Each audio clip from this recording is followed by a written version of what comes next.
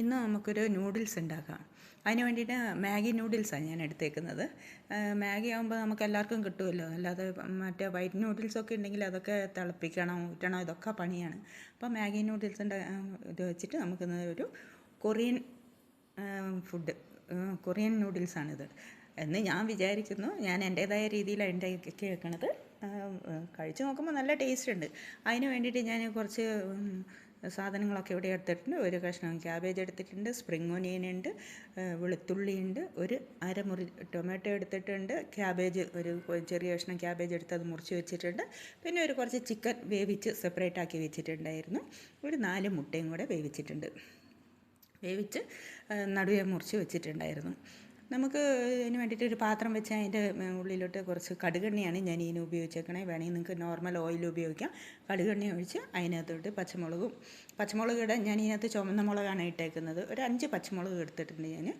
ചുമന്നത് പച്ചമുളക് ഉണങ്ങി ചുമന്നതുണ്ടാവുമല്ലോ, പച്ച തന്നെ, അതാണ് എടുത്തേക്കണേ. അത് ഇട്ട് അതിനകത്തോട്ട് കുറച്ച് എണ്ണയും കൂടി ഒഴിച്ച് നല്ലപോലെ ഒന്ന് വഴറ്റി എടുത്തിട്ടുണ്ട്. പച്ചമുളക് എല്ലാം നല്ലപോലെ മൂത്ത് വന്നപ്പോഴത്തേക്കും ഞാൻ ക്യാബേജ് ഇട്ട് കൊടുത്തു. ക്യാബേജിൻ്റെ കൂടെ പിന്നെ നമുക്ക് വേണമെങ്കിൽ ഇതിനകത്ത് കുറച്ച് ചീരകളിടാം. ബൊച്ചോയി പറയുന്ന ഒരു ലീഫാണിത്. അത് ഞാൻ ഇട്ടിട്ടുണ്ട്. ഇല്ലെങ്കിൽ പാലക്ക് ഇട്ടുണ്ടെങ്കിൽ പാലക്ക് ഇട്ടാലും മതി. ഇത് എല്ലാം നമുക്ക് ഓൺലൈനൊക്കെ മേടിക്കാൻ കിട്ടുന്ന ഇലയാണ്, പച്ചയ്ക്ക് കഴിക്കാൻ പറ്റുന്നതുമാണ്. എന്നാലും പാലക്ക ഇടുകയാണെങ്കിൽ പാലക്കതിനും വേറെ ഒരു ടേസ്റ്റ് തന്നെ. ഇതും അതേപോലെ തന്നെ ഉള്ളതാണ്. അതിന് വേണ്ടിയിട്ട് അതെല്ലാം വഴറ്റി ഞാൻ സെപ്പറേറ്റായിട്ട് എടുത്ത് വെച്ച് ഒരു പാത്രത്തിലോട്ട് മാറ്റി വെച്ചു. അതിന് അതേ പാത്രത്തിൽ തന്നെ പിന്നെ ഇതിന് നമുക്ക് കുറച്ച് കൂടുതൽ വെള്ളം വേണം.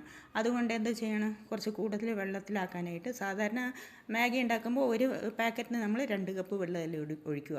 ഞാൻ കുറച്ചും കൂടെ ഒരു പാക്കറ്റ് 2.5 കപ്പ് വെള്ളം വീതം ഒഴിച്ച് ഒരു 6 പാക്കറ്റ് എടുത്തിട്ടുണ്ടായിരുന്നു ഞാൻ.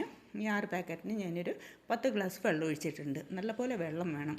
എന്നിട്ട് വെള്ളം വെച്ച് ഇത് അത്യാവശ്യം വെന്ത് വരുമ്പോഴത്തേക്കും നമുക്ക് ഈ വഴറ്റി വെച്ച പച്ചക്കറികളെല്ലാം കൂടെ ഇട്ട് ഇതിനകത്ത് മിക്സാക്കാം.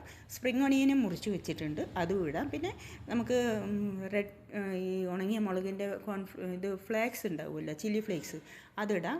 കടകളിൽ മേടിക്കാൻ കിട്ടും. അതിനേക്കാളും നല്ല വീട്ടിൽ തന്നെ ഉണക്കിയിട്ട് ഉണ്ടാക്കുന്നതാണ്.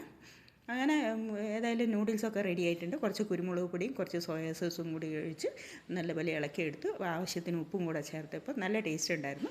അപ്പോൾ എല്ലാവരും ഒന്ന് ട്രൈ ചെയ്ത് നോക്കുക. അത് നമുക്ക് ഒരു വെറൈറ്റിയാണ്, വെജിറ്റബിളും എല്ലാം ചേരുമ്പോഴത്തേക്കും. അപ്പോൾ എല്ലാവരും ഒന്ന് ട്രൈ ചെയ്ത് നോക്കി അഭിപ്രായങ്ങൾ പറയണം. ഇതെല്ലാം റെഡി ആയതിന് ശേഷം മേലെ മുട്ടയും കൂടെ മുറിച്ച് വെച്ച് നമുക്ക് ഉപയോഗിക്കാം. അപ്പോൾ ഫോളോ ചെയ്യാൻ മറക്കല്ലേ. Bye bye.